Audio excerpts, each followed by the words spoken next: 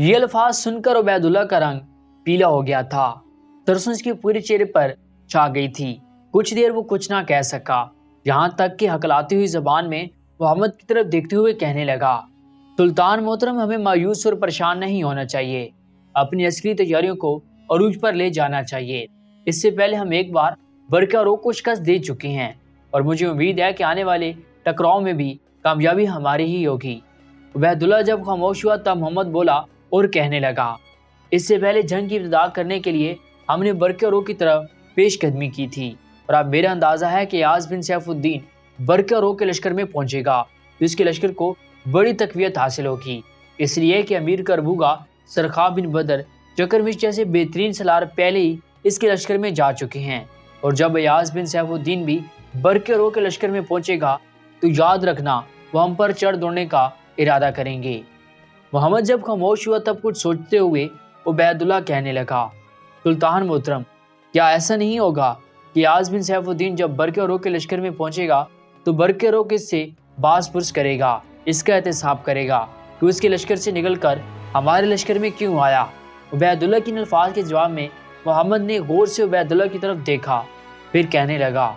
उबैदुल्ला, तुम्हारी सोच गलत है। इससे पहले चकरमिश करबूगा दोनों बरके रोग के पास काम करते रहे थे, फिर हमारे पास आ गए। अब जबकि वो वापस बरके रोग की तरफ गए हैं तो क्या बरके रोग ने इनका मुआखजा किया है, क्या इनका एहतसाब किया है, या इनसे बास पर्स की है। और फिर याद रखना, याज बिन सैफुद्दीन बरके रोग का एक ऐसा सलार है जिसे वो अपनी जान की तरह अजीज रखता है। और तुम्हें ये भी खबर होगी कि याज बिन सैफुद्दीन की बचपन में जुबैदा खातून ने देखभाल की थी, इस लिहाज से भी बरके रोग से भाई की तरह पसंद करता है। मोहम्मद जब खामोश हुआ तब मुखबर बोला और फिर कहने लगा, जो नया मौजू आपने छेड़ दिया है, इस मौजू के लिहाज से भी मेरे पास दो खबरें हैं। हो सकता है इनकी आपको पहले से खबर हो, लेकिन अगर आप कहें तो मैं आपसे कह सकता हूँ। इसके मुखबर के इन अल्फाज पर मोहम्मद और उबैदुल्ला फिर चौंके थे, यहाँ तक कि मोहम्मद ने उसे मुखातिब किया, अगर तुम्हारे पास दो और खबरें हैं वो भी कहो, रुकते क्यों हो। इस पर मुखबर ने गला साफ किया, फिर वो मोहम्मद की तरफ देखते हुए कहने लगा, सुल्तान मोहतरम, मैं आप पर इंकशाफ करूं कि जिस वक्त हमारे दो परकारे याज बिन सैफुद्दीन के पास पहुंचे थे, ये तरगीब दी थी कि इसके दादा दादी को गिरफ्तार कर लिया है, लिहाजा वो बरके रोग के लश्कर से निकलकर आपके लश्कर में आ जाएं, जिसके दादा दादी की रिहाई हो सकती है। इससे पहले इस सारी तफसील की इतला बरके रोग के मुखबर बरके रोग को बता चुके थे और बरके रोग ने इस सिलसिले में याज बिन सैफुद्दीन से मशवरा भी कर लिया था और इसे इजाज़त दे दी थी कि अपने दादा और दादी को बचाने के लिए वो आपके लश्कर में चला जाए। गोया मैं ये कह सकता हूँ, याज बिन सैफुद्दीन जो आपके लश्कर में मुंतकिल हुआ था, तो इस मुंतकिली में बरके रोग की रजामंदी भी शामिल थी। जहाँ तक मेरा अंदाज़ा है, याज बिन सैफुद्दीन जब वापस बरके रोग के लश्कर में जाएगा तो बरके रोग ना इससे कोई बास पुरस करेगा ना नाराज होगा, बल्कि से गले से लगाकर अपने लश्कर का सिपह सलार आला बनाएगा। मुखबर जब खामोश हुआ तब मोहम्मद ने गौर से देखते हुए फिर पूछ लिया,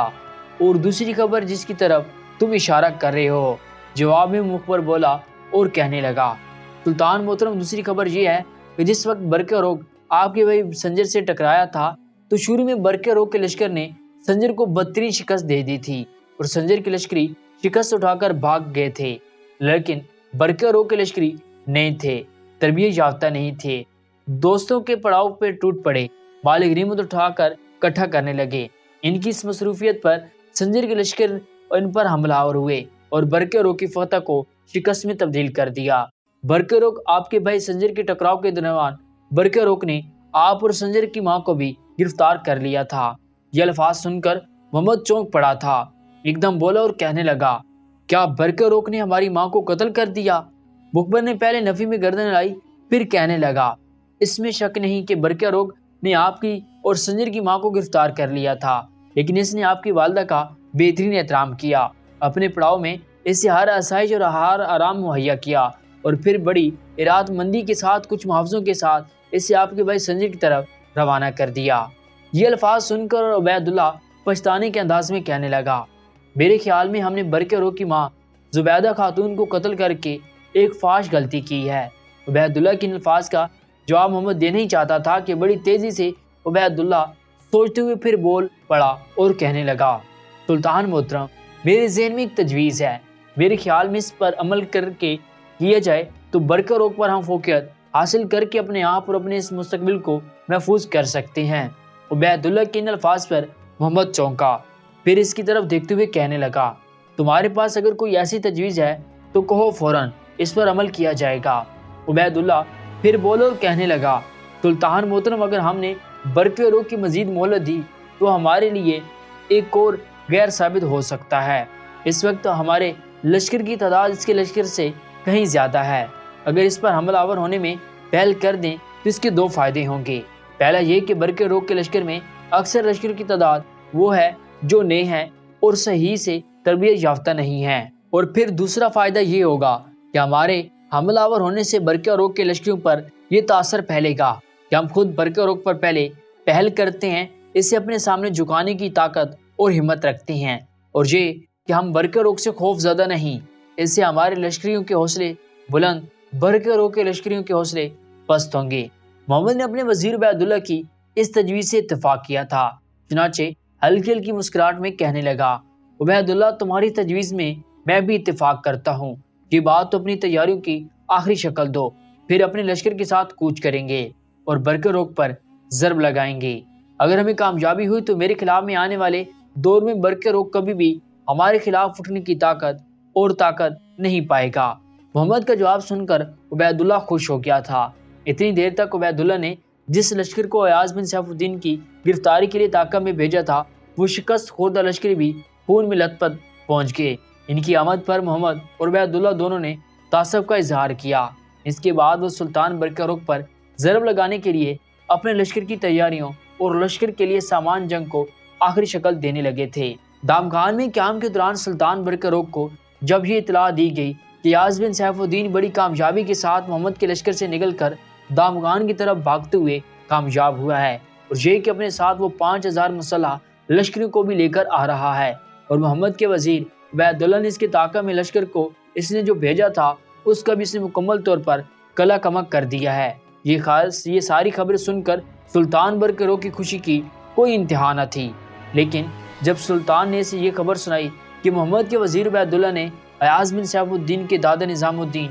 اور دادا یاسر اب کو قتل کر دیا ہے، تب برق روک اداس اور افسردہ ہو گیا تھا اور وعدہ کیا تھا کہ عبیداللہ سے اپنی ماں اور ایاز بن سیف الدین کی دادا اور دادی کے انتقام ضرور لے گا۔ اسی بنا پر ایاز جب سیف الدین اپنے 5000 ساتھیوں کے ساتھ دامغان میں سلطان کے پڑاؤ کے قریب پہنچا تو سلطان نے اپنے سارے سالاروں میں، جن میں امیر ٹکرمش، سرخاب بن بدر، سلطان کا وزیر ابن منصور اور دوسرے امراء اور سالار شامل تھے، انہوں نے پڑاؤ سے باہر نکل کر ایاز بن سیف الدین کا استقبال کیا تھا۔ سلطان سب سے پہلے ایاز سے گلے لگا کر ملا، اس کے بعد باقی سارے سالار سلطان ہی کے انداز میں اس سے ملے جو 1000 لشکری اپنے ساتھ لے کر آیا تھا۔ ان کے لیے سلطان کے پڑاؤ میں خیمے نصب کر دیے گئے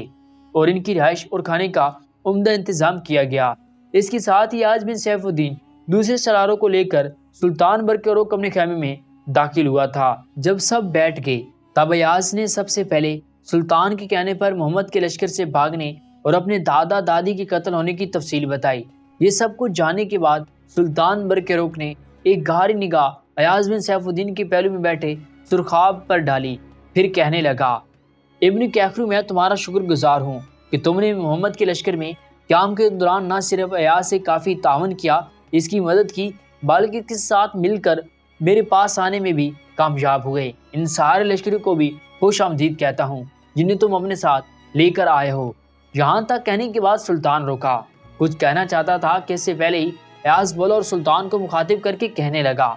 سلطان محترم، اب سنجر اور محمد کے خلاف کسی قسم کی رو رعایت نہیں کرنی چاہیے، انہوں نے مسلمانوں کے مفاد کو سخت نقصان پہنچایا ہے۔ جب سب لوگ آپ کو سلطان تسلیم کر لیا تھا اور آپ نے بڑی فراخ دلی سے ان دونوں بھائیوں کو 2 مختلف علاقوں کا حاکم مقرر کر دیا تھا تو انہیں چاہیے تھا کہ آپ کا اتباع کرتے، آپ کی فرمانبرداری اختیار کرتے، لیکن انہوں نے سرکشی اور بغاوت کا راستہ اختیار کیا ہے۔ اب سب سے زیادہ محمد ہمارے خلاف امڑ رہا ہے۔ سلطان محترم، اس موقع پر میری آپ سے گزارش ہے کہ ہمیں محمد کے خلاف نکلیں اور اس کی سرکوبی کو کرنے کے لیے تاخیر سے کام لینا چاہیے۔ میں آپ کو یقین دلاتا ہوں کہ ذرا محمد اور اس کے وزیر عبیداللہ کو ہم سے ٹکرانے دیں، پھر دیکھیے گا ہم ان کے اور ان کے لشکروں کی حالت کس طرح معدم راہ گزار کی طرح رونتے ہیں،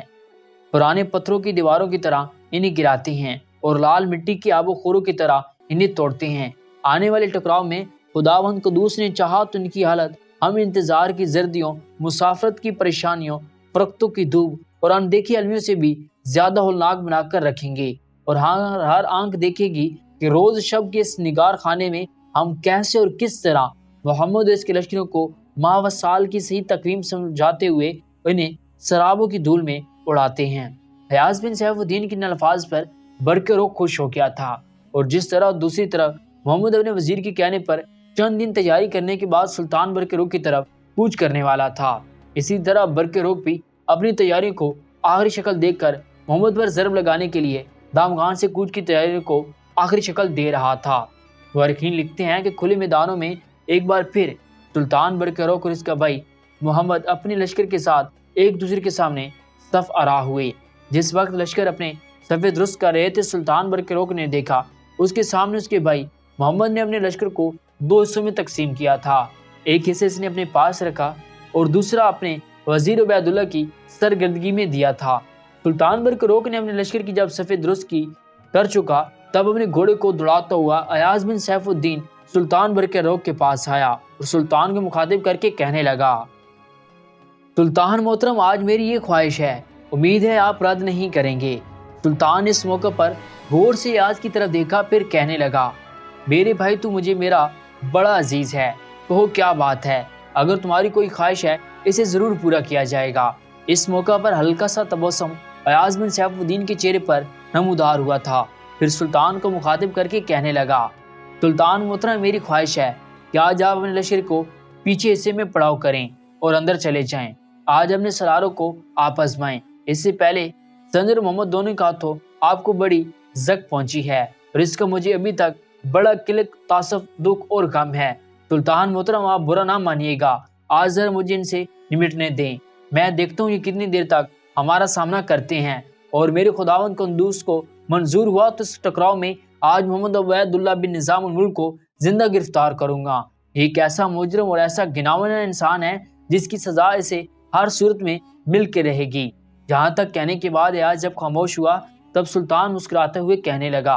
ایاز میرے بھائی، تمہارے کہنے پہ میں ضرور اپنے لشکر کو پچھلے حصے میں چلا جاتا ہوں، لیکن یہ بتاؤ لشکر کی ترتیب کیا رکھو گے؟ اس پر ایاز نے کچھ سوچا، پھر کہنے لگا، سلطان محترم، آپ دیکھتے ہیں ہمارے سامنے محمد نے اپنے لشکر کو صرف دو صفوں میں تقسیم کیا ہے، اس نے میمنہ اور مجسرہ رکھا ہے، کلب کو چھوڑ دیا ہے۔ میمنہ پر وہ خود ہے، مجسرہ پر عبیداللہ بن نظام الملک کو اس نے مقرر کیا ہے۔ میں بھی چاہتا ہوں کہ ہم بھی اپنے لشکر کو دو حصوں میں تقسیم کریں، ایک حصہ میرے پاس رہے، میرے ساتھ چکر میں، دوسرے حصے کی کمانداری کربوگا کے پاس ہونی چاہیے اور سرخاب بن بدر کو اس کے نائب کے طور پر کام کرنا چاہیے۔ باقی دو بڑے سالار رہ گئے ہیں، ایک کماج اور دوسرا سرخاب بن کیخرو۔ سلطان محترم، اس وقت لشکر کا وہ حصہ جو ہم نے پڑاؤ کی حفاظت پر مقرر کیا ہے، کماج اور سرخاب بن کیخرو دونوں اس حصے کی کمانداری کریں گے، اور ہمارے لشکر کے جس پہلو میں بھی کمزوری کے آثار دیکھیں فوراً اس کی مدد کو پہنچیں گے۔ آپ صرف پڑاؤ میں بیٹھ کر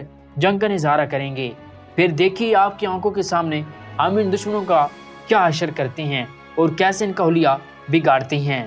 سلطان کے پاس اس وقت امیر کربوگا، چکرمیش، کمار، سرخاب بن کیخرو، سرخاب بن بدر سب کھڑے ہوئے تھے، لہذا سب نے اتفاق رائے سے ایاز بن سیف الدین کی اس تجویز سے اتفاق کیا تھا۔ اس اتفاق پر سلطان برق روح نے اپنی خوشی اور اطمینانیت کا اظہار کیا تھا۔ پھر برق روح، کماج اور سرخاب بن کیخرو لشکر کے پچھلے حصے کی طرف چلے گئے تھے۔ لشکر کو فوراً دو حصوں میں تقسیم کرنے کے بعد ایک حصہ ایاز بن سیف الدین نے اپنے پاس رکھا، چکرمش کو اپنے نائب کی حیثیت سے اپنے ساتھ ملایا۔ دوسری حصے کی کمانداری امیر کربوگا کے ہاتھ میں تھی، برخاب بن بدر اس کے نائب کی حیثیت سے کام کرنے لگا تھا۔ دونوں لشکر جب اپنے صفے درست کر چکے، تب جنگ کی ابتدا کرنے کے لیے محمد اور اس کے وزیر عبیداللہ دونوں نے اپنے لشکر کو آگے بڑھایا۔ پھر وہ ایاز اور کربوگا کے لشکر پر روایات کی دہلیز پر نفرت کی آگ بھڑکاتے، جوش زن موت کے مناظر، جس کو قیامت کا ہنگامہ بنا کر خراب و خستہ اور بدحال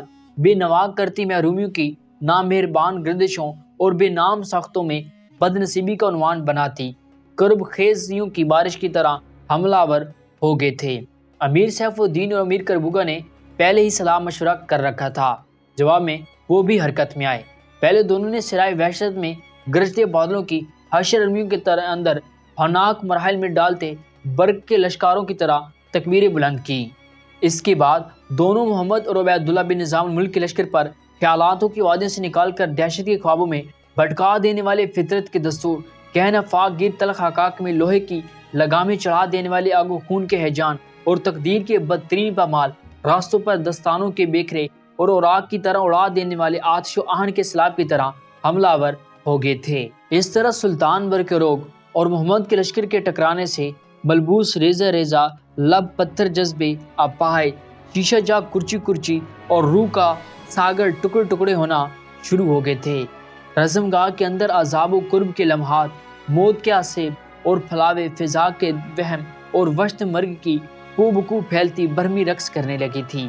دل آشوب مناظر اپنا رنگ دکھانے لگے تھے۔ زندگی کے صحرا میں موت کی اندھی پاپ دلوں میں وحشت بھرنے لگی تھی۔ زیست کے زندانوں میں کالی آندھی کسی فرقتیں دکھ کے نگر آباد کرتی چلی گئی تھی۔ کچھ دیر تک دونوں لشکر ہولناک انداز میں ٹکراتے رہے، پھر دیکھنے والے کی آنکھ نے دیکھا ایاز بن سیف الدین اور کربوگا کے تیز حملوں کے سامنے محمد اور عبیداللہ بن نظام الملک کے لشکر کی حالت قبروں اور کرتے اشکوں بیلی مرحبوں کے پرانے بند دروازوں بدبختی سے لپٹ کر روتی لرز یادوں کی طرح ہونا شروع ہو گئی تھی۔ ایاز بن سیف الدین اور امیر کربوگا نے ایک طرف سے انہیں نیم دائر بنا کر گھیرا تھا اور تیز حملے کرتے ہوئے ان کی لشکریوں کے ہر صف کے دامن کو تار تار گریبان چاک کرتے ہوئے ان پر آزاد شکنی طاری کرتی تخریب کی پیاس کی طرح ٹوٹ رہے تھے۔ ان کے ان تیز حملوں کے باعث موت 400 تیزی سے تقدیر کے بدترین نوشتے تحریر کرتی چلی تھی۔ اس موقع پر جبکہ محمد بن ملک شاہ سلجوقی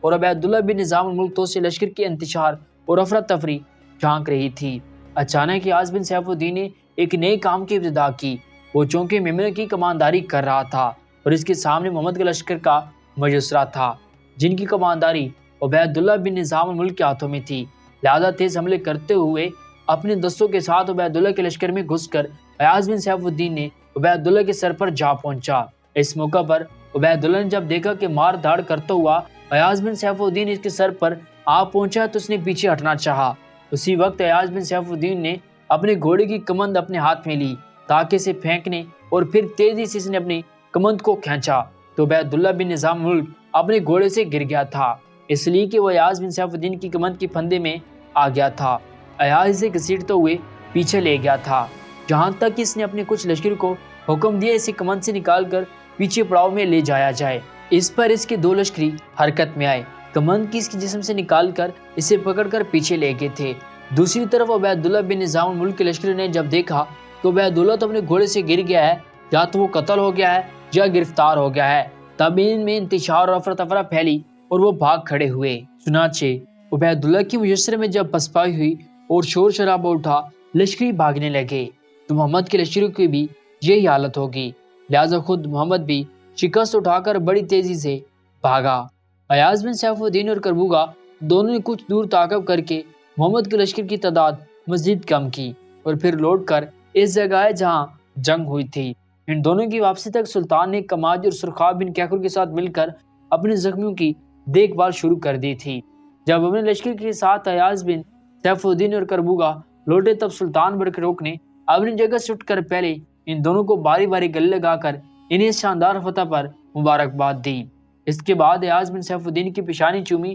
پھر اسے مخاطب کر کے سلطان کہنے لگا، سیف الدین کے بیٹے، آج تو نے وہ مارکا مارا ہے کہ جسے میں زندگی بھر یاد رکھوں گا۔ شکست تو ہم دشمن کو بدترین دے چکے ہیں، لیکن اس جنگ کے دوران تم نے جو عبیداللہ کو گرفتار کیا ہے وہ یہ مارکا جسے میں ہمیشہ یاد رکھوں گا۔ اب تم سب میرے ساتھ آؤ تاکہ عبیداللہ کو وہاں بلایا جائے، پھر اسے باز پرس کی جائے، پھر اس کے بعد اس کے انجام تک پہنچایا جائے۔ سلطان کی اس تجویز سے سب نے اتفاق کیا تھا۔ پھر سلطان کے ساتھ ایاز بن سیف الدین، امیر کربوگا، سرخاب بن بدر، چکرمش، کماج، سرخاب بن کیخرو اور دوسرے سالار ایک ساتھ جمع ہو گئے۔ سلطان وہاں ایک پتھر پر بیٹھ گیا اور ارد گرد پتھر تھے، ان پر سارے سالار بیٹھے۔ پھر سلطان محمد نے محمد کے وزیر عبیداللہ کو پیش کرنے کا حکم دیا۔ اس پر دو لشکری عبیداللہ کو پکڑ کر لائے اور اسے سلطان کے سامنے کھڑا کر دیا گیا تھا۔ سلطان کچھ دیر تک تو کھا جانے والے انداز میں عبیداللہ بن نظام الملک کی طرف غور سے دیکھتا رہا۔ پھر اس نے ایاز بن سیف الدین کی طرف دیکھا اور کہنے لگا،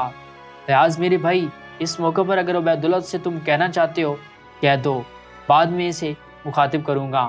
جواب میں ایاز بولا اور کہنے لگا، سلطان محترم، اپنا معاملہ بھی آپ کے سپرد کرتا ہوں، آپ خود اس سے بات کریں، اس سے نپٹیں۔ ایاز بن سیف الدین کے الفاظ پر سلطان برقرار خوش ہوا تھا۔ ایک گہری نگاہ پھر اس نے اپنے سامنے کھڑے محمد کے وزیر عبیداللہ پر ڈالی، پھر کھولتے لہجے میں اس سے مخاطب کیا،